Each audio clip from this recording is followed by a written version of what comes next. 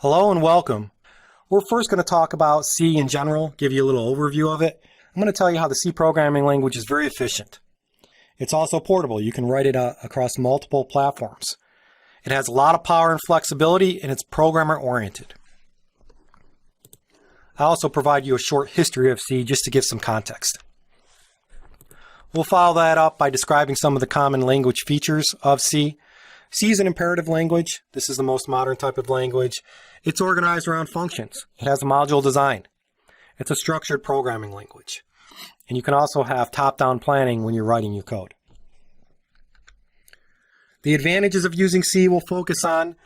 C is great for small, fast programs. It's very reliable, very easy to learn, and very easy to understand.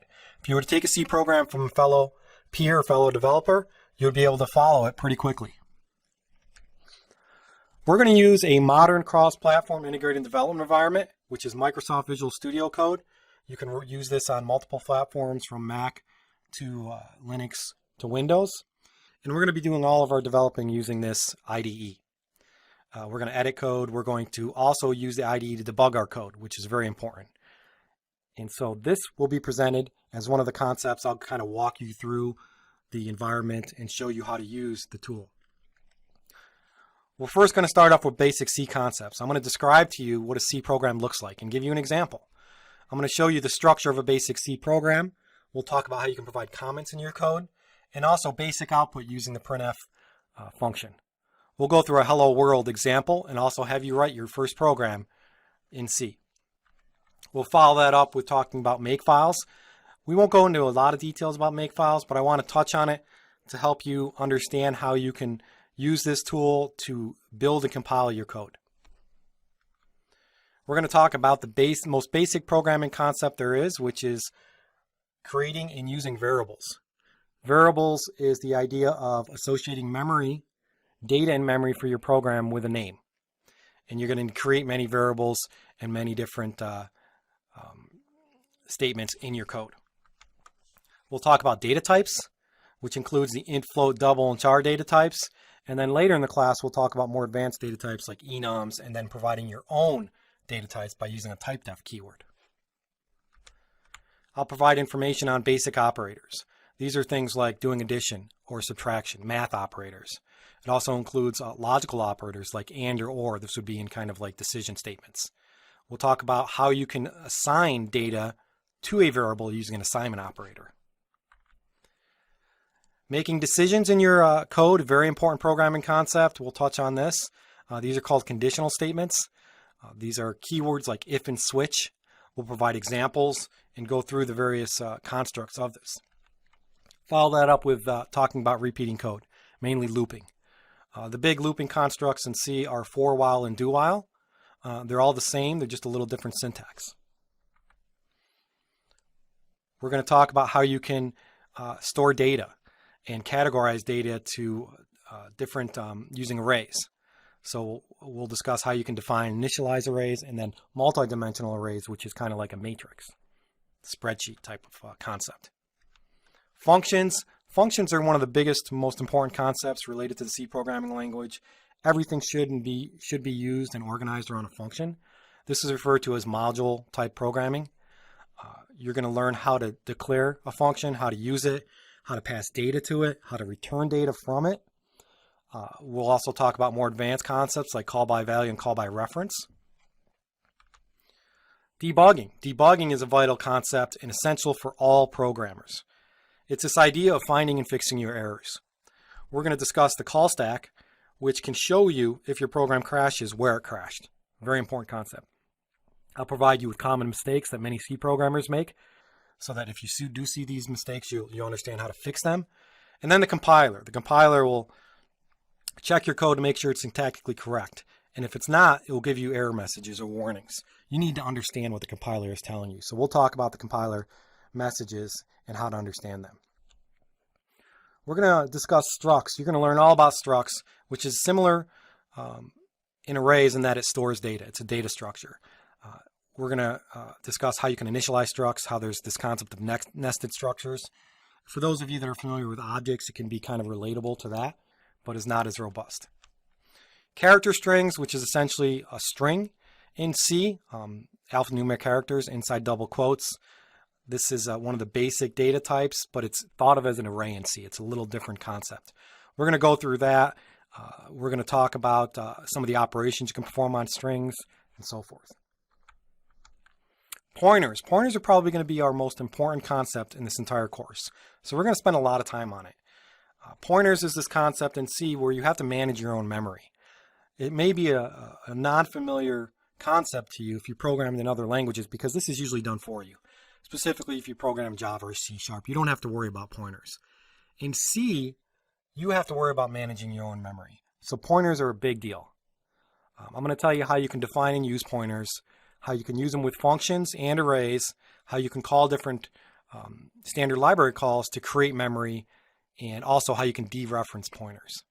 It is an important concept, like I said, and we're going to spend a lot of time on this. I'm going to provide you with a lot of examples, a lot of real-world type scenarios, so that pointers are really driven into your brain because you can't use the C programming language without fully understanding pointers. We'll spend a lot of time on this. The preprocessor we're going to learn about, this is the step that happens before the compiler. Specifically, there are directives that you need to understand, like define and include. We'll go through that. We're going to go through input and output, how you can read and write data to the console. We talked about printf. We're going to go in a little more detail into that by using getchar and scanf, format specifiers, things like that. We're also going to talk about how you can read and write data to a file. This is another sort of important concept when you're writing code. It's a way of storing data. There are many different file operations in C, and we're going to discuss some of those. C is a very low-level language in that it can do a lot of things efficiently and fast. And file writing and reading is at that low level. You can interact with the operating system pretty nicely. There's a standard C library that comes with the C programming language where there's a lot of different functions that you can utilize. There's string functions, string manipulation functions. There's math functions, utility functions. We're going to go through all of these basic functions that you can use that help you write code more efficiently.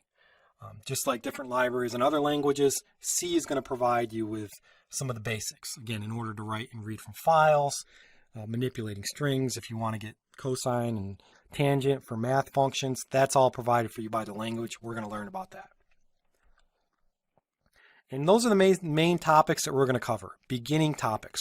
We're not going to go into any advanced topics yet, but we're going to cover the basics, the fundamentals.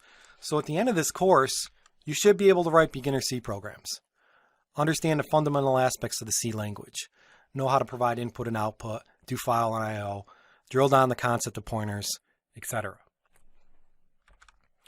You're also going to, as we go through this course, focus on writing high quality code, efficient code. This is very, very important. Again, it affects the maintenance phases of the software lifecycle. So if you want to find and fix your errors, it's much easier to do that if you have high quality code. So as we go through examples, as we learn these concepts, we're going to learn how to do it the right way. We're going to learn how to make things modularized so that things are grouped into functions. We're going to make sure that in our different files, we have low dependencies, low couplings, so that they don't affect one another. When you have a lot of dependencies in your code, you can it's much easier to find and fix your bugs. And if you ever want to add new functions or add new code to a program, it's much easier to do that if it's modularized, if it's organized in functions. So we're going to focus on this concept of writing high quality code. We're not just going to get things to work. We're going to do it the right way. At the end of the course, you'll be able to find and fix your own errors. An essential part of becoming a good programmer is problem solving. We're going to focus on problem solving techniques and how to debug your code and how for you to become an efficient problem solver. This includes understanding the compiler messages. It understands how to run a debugger, how to use the call stack, all these nice things. Problem solving is going to be drilled in all lectures. You're going to understand the fundamental aspects of the C programming language, topics I mentioned previously. This is going to be basic C stuff. Lastly, you're going to have fun. I'm going to do my best to motivate you. I'm going to have fun and exciting examples. I don't want you to fall asleep during lectures or exercises, so I'm going to make them lively, and I'm going to do my best to motivate you and help you throughout this course. So I'm looking forward to it. I'm really excited, and I hope everybody is ready to learn a lot about the C programming language. Thank you.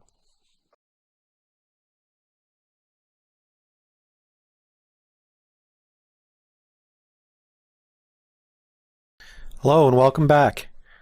Let's talk about the fundamentals of a program. Since this is a beginning programming class, specifically we're going to be talking about C. Before you can understand even a programming language, you need to understand what a program is. So I want to describe some basic concepts to you before we get started in the details of C. Computers are very dumb machines. You guys are, I'm sure, more than not familiar with what a computer can do and what it does. Specifically though, under the hood and what's going on in terms of when you click your browser, when you click your different applications that you use, what's happening under the hood is there is some kind of program that's running, and that program is telling the computer what to do. Computers are really dumb. They only do what they're told to. So the basic operations of a computer will form what is known as the computer's instruction set. Right, an instruction set, if you can kind of think about that, it's just how it's going to do something. So we need to tell this computer how it's going to do. We do it in the form of a program. At an even lower level, each computer has what's called an instruction set. And an instruction set is basically the instructions on the CPU, the processor of the computer. So to solve a problem using a computer, by telling it what to do, you provide the solution by sending these instructions to the instruction set. So that's what's happening when you write a computer program, is you're sending specific instructions to solve a specific problem via commands to the CPU, the processor, okay? And the approach or method that is used to solve the problem is known as an algorithm. So for you guys that understand math, an algorithm is just, again, how you're solving a problem. So for example, if you were to create an entire program and all it does is test whether or not a user enters an odd or even number, what would be described as the algorithm itself is the test, whether or not the number is even or odd. That's the algorithm. The statements that solve the problem in its entirety becomes the program. And we'll discuss this concept in algorithm. Algorithm is even more kind of related to module programming. So we'll talk about that when we talk more about the details of C. But again, I want to let you understand what you're doing when you're writing code. What's going on at the very, very lowest layer. You're going to write these algorithms that are contained inside of a program. So to write a program, you're going to need to properly write the instructions to implement the algorithm. These instructions can be expressed in any kind of statements of a particular language, programming language. So we're going to focus on C for this class, but I'm sure you've heard of other programming languages like Java, C++, Objective-C is used in iOS applications, but actually more now, it's Swift is used. But there's all these different programming languages that you can learn that essentially are going to allow you to send instructions to the CPU in the form of algorithms and statements. Also, want to talk about some basic terminology. The CPU, the central processing unit. This is the brain of the computer. This is where most of the work is being done. This is where instructions are executed. Memory. You often hear this term memory, and students often get memory very confused with the hard drive. Memory is not the same as the hard drive, right? Memory is often referred to as RAM, which is random access memory. All of the data that's stored in memory, it's a separate hardware component. It's not an actual disk drive. All of the data in a program is stored in memory, this separate hardware component. So it stores the data of the program while it's running. And we're going to talk about variables and what they mean, but a program needs to have data in order to perform calculations, in order to do algorithms. That data is going to be stored in RAM, memory. The reason we store it in memory as opposed to storing it on a hard drive is that memory is much faster. It allows the program to run much quicker. But memory is also usually not persistent across reboots, another kind of clarification. But you should understand just this term RAM. It means memory. It's the variables and the data in the program itself where it's stored. The separate hardware component than the hard drive. The hardware drive is something you buy with the computer that's permanent storage. This is usually really, really large, contains gigabytes, terabytes of data. This stores files that may be resources of a program. And when you turn the computer off and turn it back on, those files are still there. When you turn the computer off and on, and for a program, the program actually stops executing and there's nothing in RAM. So understand the difference between RAM and hard drive. It's an important concept, Again, think of RAM as related to programs, hard drive related to permanent storage, and we usually put resources on there. We'll have operating system files, all sorts of different program resources. An operating system is developed to basically make your life a lot easier when you want to use the computer. Because at a very low level, a computer is just doing what it's told, and it's just instructions on using an instruction set, it would be very, very difficult to use if you were to have to understand all these instructions. So there's a program called an operating system that makes it easier for a user to use a computer. It controls all the operation of the computer, handles all the input and output via hardware, so it understands how to interact with a keyboard, a mouse, a monitor. It also manages the computer's resources, handles execution of different applications. An operating system is a completely separate class. There's a lot that goes into an operating system, but understand the basics of it. It's just allowing you to use your computer in an easier manner. Some examples of very common operating systems are things like Windows, right? Everybody uses Windows, Windows 10, Windows XP, whatever the case may be. Linux, Unix, which we'll talk more about when we talk about the history of C. Android is an operating system for mobile devices. iOS. These are specific programs that are very large that may contain many different programs that interact and make your life a lot easier with interacting with the computer. The FEX execution cycle. This is the life cycle of a CPU. I only mention this because, again, we're just describing basic terminology.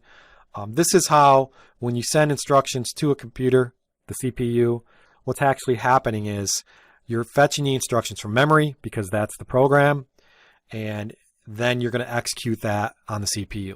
And it's this kind of loop. You're doing it over and over and over. You're repeating it. And if you've ever heard of the term gigahertz, a gigahertz CPU can do about 1 billion times a second, 1 billion instructions a second. So you can kind of imagine what's going on when you're running a computer with this fetch execution lifecycle. And here's a little illustration that I took from an image on the internet that shows you this fetch execution cycle a little bit clearer. What's going down when you're interacting with the CPU and these instructions. What's happening is you're grabbing from RAM, and RAM, remember, contains programs data. You're grabbing data there for instructions, and you're constantly decoding the data, which is stored in registers in RAM, and then executing it on different parts of the CPU, either the control unit or the ALU. And it's a loop, though. It just repeats over and over and over. And again, for CPUs nowadays, you get 1 billion times a second. So when we talk about C programs and writing C programs, at the very low level, underneath everything, we're just interacting with the CPU via our higher level programming language. So a higher level programming language. Higher level programming languages make it easier to write programs. Now, if we were to have to, again, understand all these instructions on the CPU, it'd be very difficult to write. And to understand all the instructions, that usually means it's an assembly language. If you've ever heard the term assembly language, it just means you're writing a program at a very low level where it's such a low level that you understand the instruction set. And you can imagine that if you were to write all of your programs with all these instructions, it would be very inefficient and very difficult to write a program. So higher level programming languages are the opposite of an assembly language. It's a much higher level. An example is C. C is a higher level programming language. It describes the actions that the program is going to perform in a much more abstract way. You don't have to memorize the instructions on the CPU. You just understand the language itself, and you solve problems through these algorithms. It looks much more like the English language. It's much more easier to understand. If you were to look at an assembly language, what you're going to see is move commands with registers, with numbers, basically just numeric statements. And by using a higher level language like C, you don't have to worry about any of this. You don't have to worry about the instruction set. You don't have to worry about assembly language statements. So it's much more efficient, and it's much easier to accomplish and solve problems. And so we're going to study C as our higher level programming languages, but other examples would be Java, Objective-C, things I mentioned. These are high-level programming languages that make your life a lot easier and are much more efficient. In addition to these higher-level programming languages, if you have this language that's more abstract, you have to be able to take that language and then run it on a CPU. You have to convert it, essentially, to instructions that the CPU understands. And so this is where a compiler comes into play. Often when you write code in programming, you're going to use a compiler that translates this high-level language, source code, into detailed machine language instructions, basically assembly language. So you're going to write a program that's going to do high-level, more abstract thinking, and then the compiler is going to generate all the millions of instructions that go to the CPU on the instruction set. So we're going to use a compiler in this class to do exactly this. We're going to write source code in a much high-level abstract form, and then we're going to run a program called a compiler to convert that code into something that the CPU understands. Nice other thing about compilers is they're also going to check whether or not your program has valid syntax. So when you write code, you have to follow the rules of the language. The rules of the language are essentially the syntax, whether or not you have a semicolon at the end of a statement, whether or not you use certain keywords. If you do these things incorrectly, you're not going to be able to run your program. So the compiler is going to find all these errors, and it's going to tell you and report back to you and say, hey, you didn't write your code correctly. You have to fix them before we're going to actually convert this stuff to the instruction set on the CPU. So we're going to get familiar with compilers in a general sense, how to use them, how to understand what they're telling us. High-level languages are much easier to learn, much easier to program in than machine languages. That's the gist of this slide right now, is that by utilizing a language like C, it's going to be much more efficient and easier. When we write a program, we're going to actually perform multiple steps. And I found this illustration that really describes the steps in a really nice way. So I took this from a book. It's a basic set of steps when you write any kind of program. From the first step of defining the program objectives, understanding the requirements, to maintaining and modifying the program. So let's just walk through these steps real quick, and you're going to be finding that you're going to be doing this in this class. You're going to be, when you start to write a program, you're going to follow all of these steps. The first step is going to be to define the program objectives. This is where you're going to understand the requirements. You cannot start writing code unless you understand what you need to do. So you need to get a clear idea of what you want to accomplish in this step. After you understand the requirements, you're then going to start to design the code. When you design the code, this is how the code is going to meet the requirements. What's the user interface going to look like if it's required?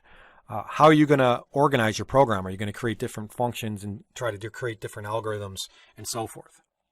Then you're going to start implementing the code. This is where you actually write the code and put it into an editor in an integrated development environment. You translate the design to the syntax of the programming language, in this case C. Understand the rules of the C language. So you can use any text editor. We're going to actually use something called code blocks. You'll typically want to use something more than a text editor, something called an IDE, which we'll talk about. Once you're done writing the code, you have to compile it because it needs to convert it, the source code, to the low-level language.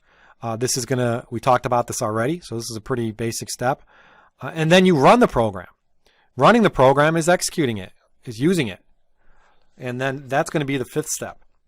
After you run the program, you're not done, because even though you wrote the code and it may be meet the requirements of the language, it might not do what it's intended to do. So you have to test it, and you have to find and fix your errors. So just because a program is running doesn't mean it works. I get a lot of students to say, hey, it compiled, I'm done. No, you have to make sure that when you run it, it meets the requirements and it does what you think it's going to do. So you have to constantly test. And you'll be performing steps 1 through 6 over and over and over again. You're going to be finding that you're going to be writing code, testing, writing code, testing, writing code, testing. And typically when you do this, you want to do it in very small chunks. You want to write 2 lines of code, test, another 2 lines of code, test, and so forth. So you need to test and debug. Debugging is another concept. We'll have many lectures on debugging, but this is when you find and fix your programming errors. There are certain techniques you can do, certain tools you can use to help you find these errors. And you'll learn a ton by testing and debugging, because you always can learn a great amount of information by making mistakes. And that's going to be normal. You're going to compile, and the program's not going to do what you set it to. And you're going to learn from that. And that's what we're going to do in this class. I'm not just going to show you the correct way to do things. I'm going to show you the wrong way to do things, and then you're going to see why this is wrong. The last step is maintenance.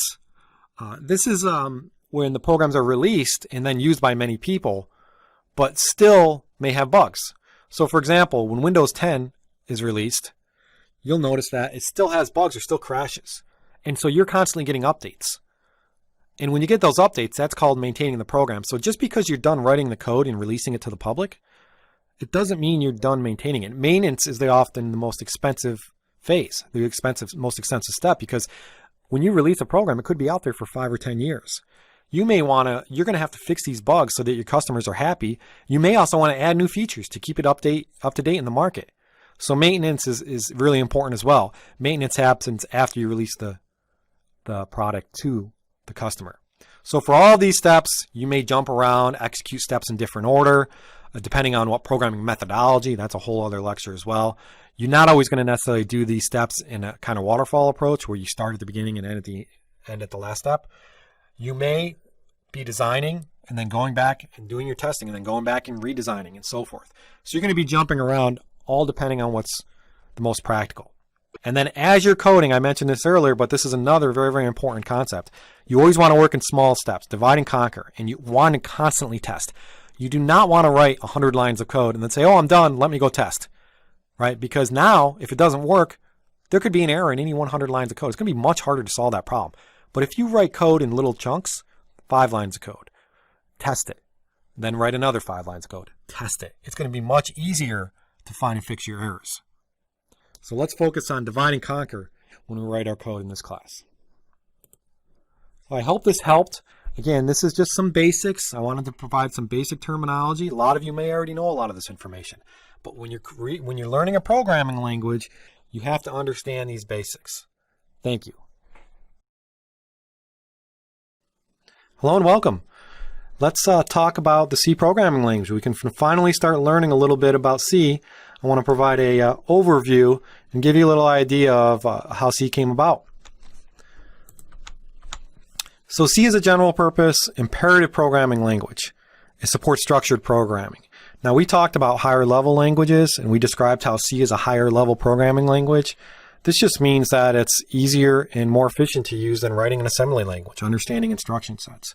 Specifically though, it's very general purpose. And what this means is you can write all sorts of applications in the C programming language. Some programming languages are very application specific or domain specific. So for example, a programming language like COBOL, you can really only use to write business applications. A programming language like MATLAB or a tool like MATLAB, you can only write certain applications. C, you can write operating system applications, you can write general programs, all sorts of different types. It's also an imperative computer programming language, which means that it's basically organized around statements, variables, things like that. If you were to study computer programming in more detail, you would see that there are different types of programming languages, things like functional programming languages or logic programming languages, where that just means that the programming language is organized a bit differently. For example, like logic programming languages just have a set of predicates and ask questions. C is imperative, a set of statements explaining what to do. So you're going to use these statements, you're going to write this line of code in your program, and essentially what it's going to do is it's going to change the state of the code or the state of the data. It's going to focus on how to get things done, and you're going to be creating variables and data and memory and algorithms and using statements to do this. It's one of the most widely used programming languages of all time, and that's just a fact, and that's one of the great reasons to learn it, is because it's used on so many different applications and so much different code. It's been around quite a while as well. It's a modern language. And what I mean by this is it uses most of the basic control structures, and these are things like conditional statements, if statements, and features of modern languages. So it has functions, it has variables, all this nice stuff that most modern languages employ. It's designed for top-down planning, which means you can start right at the top and go down when you plan. So you can start at the user interface level, and then you can go down to the lower level and actually implement lower level code. It's organized around the use of functions. So for you math people out there that understand what a function or a module design is, this is pretty basic. But functions are a way to organize your code. We're going to give a lot of examples on functions in module design. So it's not important to understand this right now, but you should understand that at a high level, C is going to be organized around this concept. And it's very reliable and very readable. Reliable means that when you write the code, it's going to do what you tell it to do. It's not going to just crash for no reason. And readable means that when you look at it, and you look at the source code and the statements, that you can kind of understand what's going on if you understand the language. You don't have to kind of guess and say, well, what are they trying to do here? Or what does that mean? Or it's not complex. It's very easy to read, to understand a C program when you see it and understand after you understand the language. It's used on everything from mini computers, different operating systems, mainframes. It's, like I said, it's widely used, so very useful to learn. It's the preferred language for producing word processing programs, spreadsheets, and compilers. A lot of compilers are written in C. We understood what the term compiler means from our last lecture. This is a reminder. This is what takes the source code and translate it to that instruction sets. So you can actually write a compiler, which is just a program in the C language. Very nice. It has become very popular for programming embedded systems. Embedded systems are things like microprocessors found in automobiles, cameras, DVD players. Embedded usually implies the program has to be efficient. It's running on not as much memory, not as much high-level hardware. So embedded, you can also think of real-time programming. And it's become quite popular in that because it is so efficient. It also continues to play a strong role in the development of Linux. And when I talk a little about the history of C, you're gonna notice why. But Linux is a very popular operating system. For those of you not familiar, it's similar to Windows. It's just a different way to interact with your computer. It's used a lot. It's the basis for the Mac operating system, Macintosh. And C has a big role in the writing of that operating system. So again, another important reason why you want to learn this language. I mentioned earlier C programs are high level, and that means they're more or less easy to modify and easy to adapt new models or languages. Another benefit. In the 1990s, many software houses began turning to the C++ language for large programming projects. Now, you may ask yourself, well, why does that matter? We're learning C, not C++. Well, the reason that matters is because C is a subset of C++. So C is organized, I told you, it's organized around functions, module design. C++ is organized around this terms of objects. We're not going to study objects in this class, but the reason I'm mentioning C++ is because if you learn C, you're going to know a lot about C++. And C++ is another really popular language. So any C program that you write is going to be a valid program in C++. So it's going to be great if you ever want to move on and you want to learn C++, you're already going to know half the language because you're going to know C. So very important. C is a subset of C++. C remains a core skill needed by corporations, and it always ranks in the top 10 of desired skills. Again, another reason to learn it. I use C every day at my job. I work at Xerox. I use it every day. We program on Linux operating system, and we write C applications. And we also write C++ applications. It's not an old language. It's never used anymore. It's used quite a bit. So if you're sitting there thinking, oh, I don't want to waste my time with C, I want to go learn something new and interesting, Ruby or something even newer like Go or something. C is still popular and still widely used and still a skill that's required by many, many industries. So by learning C, you're going to have a very marketable resume. You're going to be able to get a lot of different positions. C provides constructs that map efficiently to typical machine instructions. So we talked about this idea of a compiler, and machine instructions are at the lowest level. Because this mapping is so easy in C, it's often used by programs that were previously implemented in assembly language. And also the reason, for this reason, it also is very easy to write operating system or embedded programs, like I mentioned, for this reason. So it provides low-level access to memory, and it has many low-level capabilities. It can directly interact with hardware. A lot of drivers. Drivers are programs that interact with hardware. A lot of drivers are written in C. And it requires minimal runtime support. And the reason for this, again, is because it easily maps to assembly instructions. Now, a little history about C is it's an older language. It was invented in 1972 by a guy named Dennis Ritchie of Bell Laboratories. He was working on the Unix operating system, which is a precursor to Linux. It's basically an operating system that's running on different hardware. Linux runs on PC hardware. So it's older, which is an advantage. You think it may be a disadvantage, but it's older, so it's been tried and tested. It's reliable. It was created as a tool for working programmers. The main goal when designing the language was for it to be useful and for it to be easily readable and writable. I mentioned readability is basically looking at the program and being able to understand what's going on quickly. So it's not that complex. Writability is being able to write the code quickly, efficiently, be able to do things quickly. So if you were to write some code, you don't have to write 20 lines of code to add 2 numbers. You write 1 line of code. It's very easy to write. So readability and writability are important goals and important advantages of programming languages, and C easily meets this. Some more history. It initially became widely known as the development language of the Unix operating system. And virtually all the new operating systems that were written after 1972 are written in C or C++. Okay, again, very popular, very, very useful. It evolved from a previous programming language named B. Go figure. That's why it's named C. I guess they weren't very clever. And they just said, hey, B, C. There's also a language called D, by the way. It uses many of the important concepts of B while adding some data typing and other powerful features. You might not have a clue what data typing is. Don't worry about that right now. Know that it added some new features from B.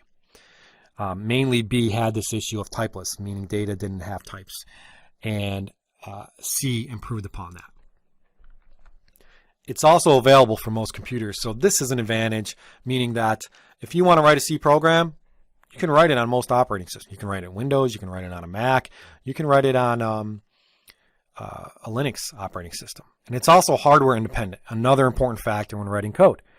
If it's hardware independent, that means it's more portable. What that means is you can take the program, you can run it on a different operating system. So available for most computers means that you can write a C program. It doesn't necessarily mean it's going to work unless it's portable. So by being hardware independent means it may work on many other systems. So by the late 1970s, C had evolved into what is now referred to as a traditional C. This is what you're going to see in this class, traditional C. The rapid expansion of C working on many different hardware platforms led to many variations. So I want to talk a little bit about the different variations of C. And what this really means is there's different standards. So just like there's a Windows 10, a Windows 8, a Windows 7, there's different versions of C. There's C89, C90, C99, and C11. And this basically represents the years, 1989, 1990, 1999, and 2011. So there's standard versions of C.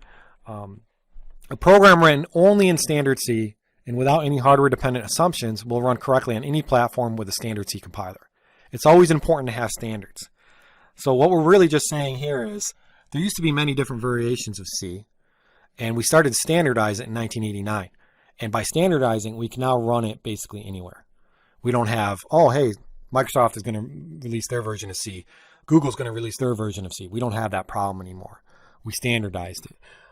If you have non-standard version of C, it might not work on different operating systems or different devices. So standardization is important. I mentioned this because I want to tell you what standard we're going to focus on and tell you a little bit about the standards. C89 is the first standard, 1989. It's supported by almost all the C compilers.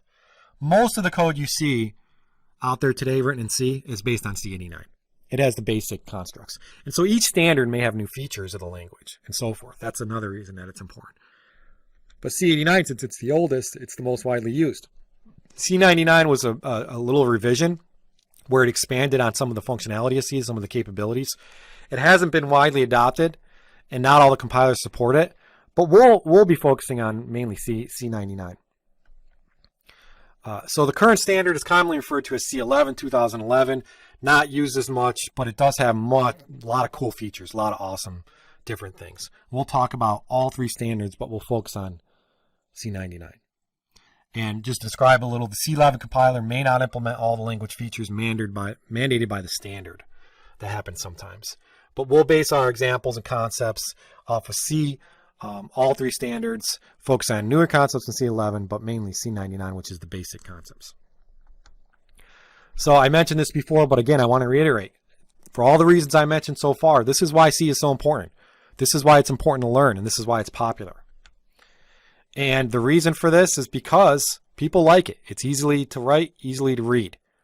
And as we mentioned earlier, Dennis Ritchie's goal was to make it, to have it be used by developers. It's a developer language. So in the past decade or 2, you may have moved from C to languages such as C++, Objective-C, and Java, but C is still important. And again, I'm beating this to death, but it is important. By learning C, you can easily migrate to these other languages as well. So for all these reasons, this is why you want to learn C. A basic introduction, a little bit about the standards, a little bit about the history, and now we'll dive into more details of the programming language. Thank you.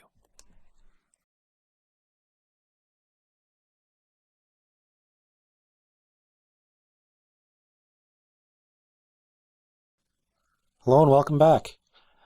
In this lecture, I want to discuss some of the specific features related to the C programming language. So we know all the advantages of C. I talked about that kind of ad nauseum. We know that C produces compact and efficient programs. That is a language feature, though. That's important. It's one of the most important programming languages and will continue to be so. We know all this. So I just, again, want to reiterate it. But the main features of the C language are that they're efficient, portable, powerful and flexible, and programmer-oriented. And we're going to cover these in more detail, what this means, but these are important characteristics of C. We need to understand them, again, in order to understand how to write the code in this language. So what does efficiency and portability mean? Well, C is an efficient language. It takes advantage of all the capabilities of current computers. It's very compact programs written in C. They're very fast and compact. I talked earlier about how the mapping of C and C statements to instructions in assembly language is very efficient. This is one of the reasons it's so fast. One of the complaints about Java in the past used to be, hey, Java's really slow. Well, you don't have this problem with C. When you write a program in C, it runs fast, it's very compact. So that's a language feature. That's an efficiency. Programmers can fine-tune their programs to make them even more efficient because it is such low level.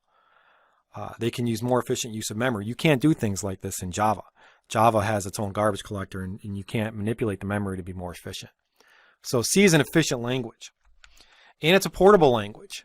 So I touched on this briefly in a previous lecture, but this is important because what this means is if you write a C program on one operating system, you can run it on another operating system without modifying it. One of the issues when writing code in today's world is sometimes it's not going to work unless you write it in multiple languages or modify it extensively. So for example, if you write an Android application for an Android phone, it's not going to work on an iOS phone. Right? You don't have those types of issues with C. You write C and it will work on all sorts of different hardware, all sorts of different operating systems. In fact, C is a leader in portability, this capability, and the compilers are easily available. You can get a compiler on Windows, Linux, no problem. Linux, Unix systems typically come with a C compiler, so you don't even have to download it when you're on Linux, Unix. Same with the Macintosh. So you can start writing C programs immediately. No external downloads. They're also available, obviously, for Windows, but typically for Windows, you will have to download a compiler. And we're going to be doing that when we download our required software. So there's a good chance that you get a C compiler for any device that you're using. You could probably get a C compiler also for an Android device or an iOS device. Really low-level micro or mini computers as well, like processors in automobiles. It's also very flexible, which is important, and it's also very powerful. So the Unix Linux kernels are written in C. What is a kernel?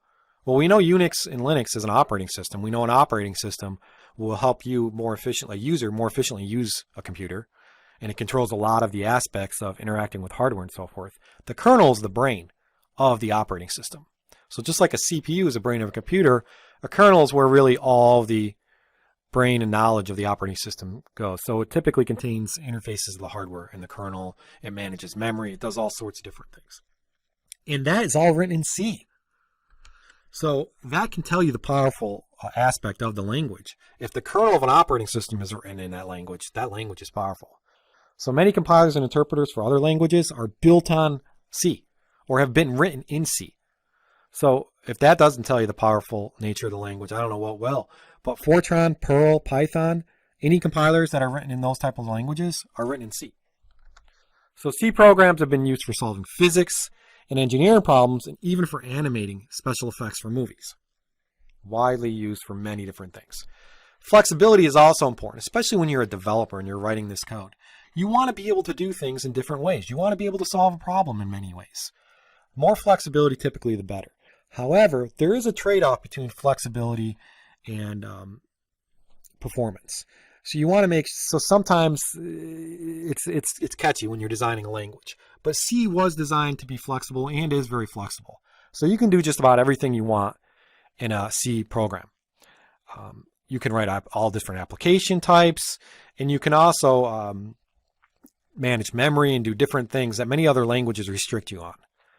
There is a trade-off because sometimes the flexibility causes more bugs or causes developers not to fully understand certain concepts because they may be more complex. But ultimately, flexibility is a good thing, especially if you're a developer that understands the language very well. It's also the basis for more advanced languages such as C++, mentioned that earlier. It's used for developing mobile phone apps in the form of Objective-C. Objective-C is a proprietary language by Apple. Basically, it's C with objects, just like C++, but they decided to write their own language. But it is used in iOS, less and less so, because Swift is being more popular. But it's also easy to learn because of its compactness. It's an ideal first language to learn if you want to be a programmer. And I think I've given the rationale for that pretty good. You're going to acquire sufficient knowledge for practical application development very quickly and very easily. So that's why it's a good first one to learn. And that's what you're going to notice in this class is, wow, now that I learned C, wow, it's much easier to learn Java. It's much easier to learn PHP. It's a lot easier to learn these other languages because it has everything that those languages have, and it's very easy to learn. It's programmer-oriented. That's a language feature. It fulfills the needs of the programmers. I told you how Dennis Ritchie, when he created the language, wanted to make it more developer-focused. And he did that. He accomplished that goal. It gives you direct access to hardware. It enables you to direct access to memory and manage your own memory. So the flexibility comes into play when it is programmer-oriented. In Java, you can't do a lot of these things like manage your own memory. C also has many other capabilities that allow flexibility. And I think that flexibility allows to be more programmer-oriented because programmers like that. They like that flexibility. They don't want to be told what to do. It contains a large selection of operators, which allow you to express yourself succinctly. Now, this means we don't know what an operator is yet, but an operator can be things like adding and subtracting mathematical operators or assignment operators, assigning data to memory. And the more operators you have, allow you to express yourself more in your code. And so a language feature with being more program-oriented is this list of operators, which we'll talk about in a lot more detail. It's less strict than most languages, limiting what you can do. Kind of talked about this already. I mentioned the trade-off with this, flexibility versus strictness. It's an advantage in that you can do things in many different ways. However, it could be a danger because it's more prone to error. Programmers, especially with something like pointers. So the fact that you can manage your own memory in C is very flexible, but it's also very complicated sometimes. And as a result, many programmers introduce bugs into programs. Now, Java doesn't allow you to manage your memory, but it's also less flexible, but it also reduces your bugs in your program. So there's a trade-off. You want to basically have flexibility by also allowing things to be less complex. C gives you more freedom, but also puts more responsibility on the developer. And that's why it's program-oriented. C implementations have a large library of useful C functions, so you don't have to write everything in C if you want to do something. Programming languages would typically contain other program functionality that comes with the language. So, for example, if you want to read input from the user, you don't want to write low-level C code to do that. There will be codes in C that already does it for you, and you just reuse that code. And that's usually encapsulated in something called a library. And so C has all sorts of library functions to read data from the keyboard, to write data to files, to create all sorts of nice things with different processes and thread. I mean, all sorts of nice things. So the fact that that a lot of implementation comes with the language and you don't have to actually implement it yourself, you just have to learn how to use the libraries, is very advantageous and very programmer-oriented.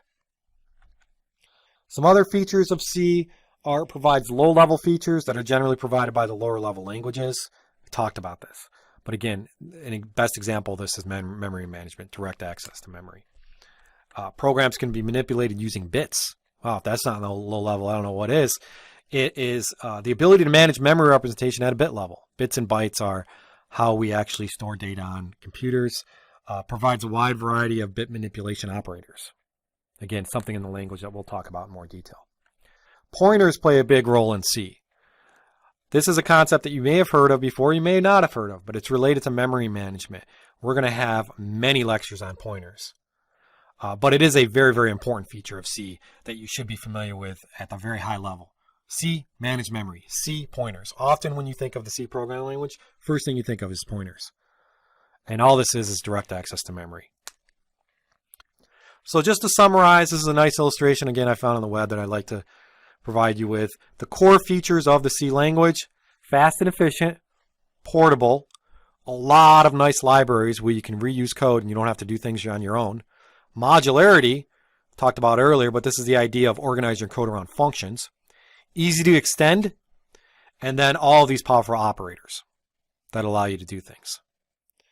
So a lot of nice features, and in most of the features that we just talked about are in many modern languages because they're built off of C.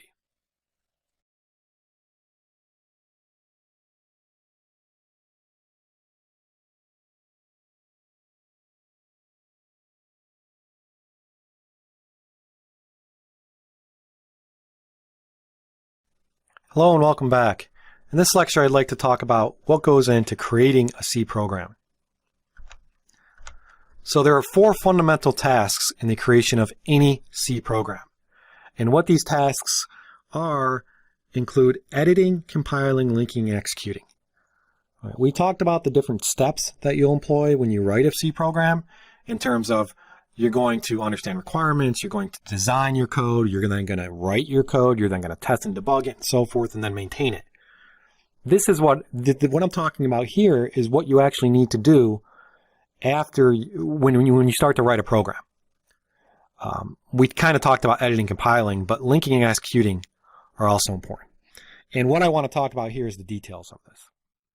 So these tasks are going to become second nature to you because you're going to be doing it every time you write a C program. You're going to be editing your source code. You're then going to be compiling. You're then going to be linking, and then you're going to be running. You're going to be doing this very, very often. So the processes of editing, compiling, linking, and executing are the same for developing programs in any environment with any compiled language. This is not unique to C. If you're writing Java, a Java program, you're going to write the source code. You're going to compile the source code. Linking you might not be as aware of in Java, but it's going to do some kind of linking. And we'll talk about what linking is. And then you're going to run the program. You're going to be doing all of this. What I'm describing here, again, is how it's done in C. So editing is exactly what you would think it is. It's the process of creating and modifying the actual code, the C source code. The C source code is going to be inside of a file, and it's going to contain all of the statements and all the instructions that you write. All C source code files end with the .c extension, and that's how you can identify that it's a source code file. Before that .c extension is going to be called the base name. You want to have your file names be meaningful. If you write a C program that adds 2 numbers, you may have a file called add.c that contains the source code. And remember that a C program, in most C programs, are going to have many, many different files. So your files should have good names. But the way that you can identify C source code is the .c extension. They all contain the .c extension. Now, when we edit our code for this class, we're going to use an integrated development environment. We're not just going to use a simple editor. An example of a simple editor would be something like WordPad. We're going to use something that has an editor, but also has many other things that help you write your code more efficiently. The IDE, and this is referred to as an IDE, Integrated Development Environment. The one that we're going to use for this class is code blocks. I'm going to cover in detail, but we're going to use code blocks for the editing task. But you can use whatever you want. If you want to use Notepad, if you want to use something even more minuscule, you can. Atom, there's Visual Studio IDEs, but the one we're going to cover in here is how to edit your code and code blocks. And this is a nice IDE, and the reason I chose it, we'll talk about in more detail, but it is cross-platform and easy to use. So editing is the basic process, writing the code. Compiling, we know what a compiler does. It just takes that high-level language code and converts it to machine language, and it also detects and finds errors in your code. After you edit your code, you're going to run the compiler. So the input to the compiler is going to be all of your source code, all of your .c files, everything that you're editing. And again, a C program can have many source files, but the input to the compiler are these source files. Compilation itself, converting this code, is a two-stage process. The first stage is called the pre-processing phase, during which your code may be modified or added to. And the second stage is the actual compilation. It generates the assembly language code. And we'll talk about this in more detail, this pre-processing phase, but you just need to know now that there's two stages when you do compilation. The one that we're going to focus on, or the one that's easy to understand, is the generation of the object code. So the compiler is going to look at each statement, and it's going to make sure that the syntax is correct and that the semantics of the language is met. Syntax is to make sure that the structure of the code is right, that you have semicolons at the end of the statement, that you're using data types, that you're following the rules of the language. Semantics is the meaning of the words. So if you use an if keyword, that's a condition. Semantics happen in the compilation phase by creating a symbol table and so forth. But the compiler is important. It's going to generate this object code. It's going to tell you if you have any errors in your syntax. It can also sometimes recognize whether or not you have dead code, where basically code's not being used. It does not find logic errors. It only finds syntax errors. Again, syntax is the rules of the language. Logic errors are the meaning. Like if you made a mistake in logic, you may make a mistake in the functionality. So your code can run, it can compile, but it may not work as intended. And this is referred to as a logic error. The compiler is not going to tell you if you have a logic error. If you meant to ask the user for a number instead of a character, a string, or you ask the user for their last name before their first name, that's a logic error. Compiler is not going to tell you those types of errors. Typical errors reported by the compiler are going to be things like undeclared variables, expression that doesn't conform to the syntax, you don't have the right parentheses, you have, blocks that don't have ending blocks. You're going to become very, very familiar with the compiler errors and what they mean.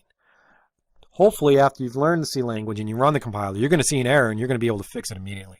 You say, whoops, forgot a syntax, or whoops, forgot a semicolon. Oh, I forgot to provide a right bracket to end that block of code. It's going to become second nature. So after you fix all the errors and your compiling is successful, it's going to translate into assembly language and generate this object code. So the actual object code is a .o file. It's the actual assembly language code that gets run. It has an extension .obj or .o. .obj typically on Windows will be the extension. .o on a Linux or Macintosh system will be the extension. You're going to see that file generated after you compile your code. And that's just the end phase of the compilation. That's the actual assembly language. It's going to be binary. It doesn't look like text. You're not going to be able to look at it. It's just going to have a .o extension. And that's what the compiler generates. The way that you run the compiler in C is you actually use a command. You probably won't need to do this much because the IDE, the editor in the integrated development environment, is going to do it for you by just clicking a menu option. But it's important to know what's going on. So when you issue the compiler command, it's typically using a GNU compiler, which is a GCC command. But at the basic level, you just run a compiler program, either CC or GCC. You run that program, and then you specify the input. Remember, the compiler takes as input the source files. You specify the input by using a -c flag, and then specifying the source files, one after the other.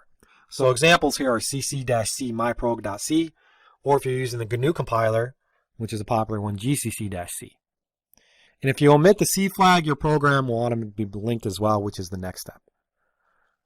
But really, it's easy to run that compiler if you're at the command line interface. It's even easier if you just use a menu option, which we'll probably be doing in this class. But again, it takes input the C source files. In code blocks, as I mentioned, you're going to be just clicking a menu option and it will automatically compile, link, and then you can click another menu option and it will automatically run. But again, what's going on under the hood is you're actually issuing the compiler command with the -c flag and the input source files. After you compile, you link. Like I said, every programming language has a linking, but a lot of times it's transparent. You won't even know what's happening. In C, the linking process is important because it's not always transparent. But with most modern IDEs today, it is. But I do have to emphasize that it is a little It is important in C. So after the program has been translated into this .o code, this object code, it then is ready to be linked. The reason we link is if we're using external libraries, we have to grab all those other libraries and put them into one program. So linking is just getting all of the dependencies in place and building an actual executable file. So the .o file is the objects. You then link all the .o's into one executable. And again, this is usually transparent. It usually happens automatically when you compile. But again, it may not. And you may have to do a separate command, like a -L or something. But it takes all those object files and builds one executable. And the executable is what you run. So it's going to combine all of those. And then it's also going to combine, and you may have .o's that are additional libraries, that other programs that you may want to use that somebody else wrote, or other libraries that come with the C language. You're going to take all of those and put them together. And the linking phase will also detect and report errors. They're two separate phases. Linking, again, will usually be like redefinition errors, or you're trying to call a function that doesn't exist. So if you don't have that .o file to make up the entire program, you're going to have a linking error. And you'll need to have all the .o's. And again, the .o's may not even be yours. They may come with the C language. They may be part of the standard library, or they may come with another program that somebody else wrote. But you need all those .o's to form one executable.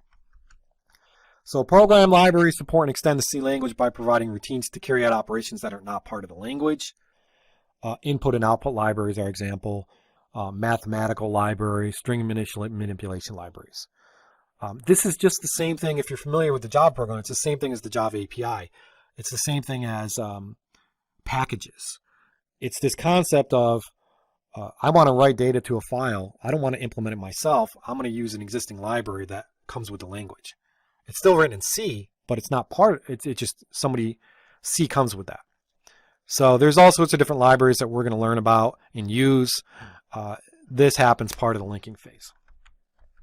So a failure during the linking phase means that once again, you have to go back and edit your source code to make sure that you can find that object file. So a lot of the failures usually mean that you just need to include a file or something like that. This will become second nature as well. Success.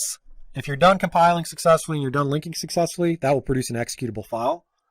In a Windows environment, the executable file will have a .exe extension. In Linux and Windows, it will just have by default a.out. You can change the name of a.out to something more meaningful by just issuing something along with the compiler command. But most IDEs in code blocks as well will have a compile and link program in a single operation, and it will produce the executable, and then you can just double click the executable. Or you can run the executable from a command or from a menu option. But no, at the low level, if you're on Linux, you're going to see an a.out by default as your executable. On Windows, you'll see a .exe. A program of any significant size will consist of several source code files. I mentioned this earlier. Each source code file needs the compiler to generate the object file that needs to be linked. The program is much easier to manage by breaking it up into a number of smaller source files. You will want to use many source files, and you don't want a source file that contains 5,000 lines of code. That's not cohesive. That's not easy to manage. So you're going to create files that contain source code, and the source code is going to be specific. It's going to have a specific functionality. It makes it much easier to develop and much easier to debug, and is much more cohesive. So you're going to have many smaller source files. You don't want large source files with thousands of lines of code. And all of these source files are going to make up the entire program. They're all going to have their own .o's, and they're all going to be input to the compiler. These concepts that make up the program essentially are also considered a project. You can think of it as that at a higher level. It's your project. It's your program. After you've finally done all of this and you've linked it and you've got your executable file, you can then run the program. In most IDEs, this is just going to be a menu click. Or you can double click in Windows. You can double click the exe. And if you're on Linux, you just type in a.out. Now, when a.out, you have to have certain permissions. So you have to maybe issue a change mode command. But to run it, you can say ./a.out. And that will run the program from the command line in Linux. But again, usually you don't have to worry about this. So the execution stage is where you run your program. Each of the statements of the program is sequentially executed in turn. If the program requests any data from the user, the program will pause and get that input. It can get the input via the keyboard, or it can get the input via graphical user interface if you have libraries for that in your C code. Results that are displayed by the program appear in a window called the console. And we're going to show you examples of this when we talk about code blocks. But when you run your program, typically you're going to see output. Not always. Sometimes programs will do things that don't produce output, but usually they produce output and you see the output right on the terminal or the console.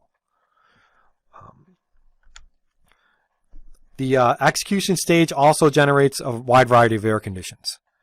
So you may produce the wrong output, which is just a logic error, and you have to go back and edit your source code. It may sit there and just do nothing because you have logic issues. And then lastly, it may crash your computer, which is the worst case scenario, which means that you did something really bad in your program and it was so bad that the program just died. Or it actually caused other programs on your operating system to crash your entire computer. Right? So running the actual C application can cause problems. If the program does not perform the intended functionality, then you have to go back and edit the source code. You may have to reorganize or redesign. And this is where we talked about the different steps. This is known as the debugging phase. To find and fix your errors, we're going to have a whole section on debugging because it is that important. I mentioned earlier that one of the best ways to learn is to learn through your errors. You're going to constantly go back and edit source code and debug. The entire process of compiling, linking, and executing the program is repeated until you're done, until you have all the results that you need for the functionality of that code. And this, again, is typically what you do in all languages. You're going to be doing this over and over and over again until your program meets all of your requirements.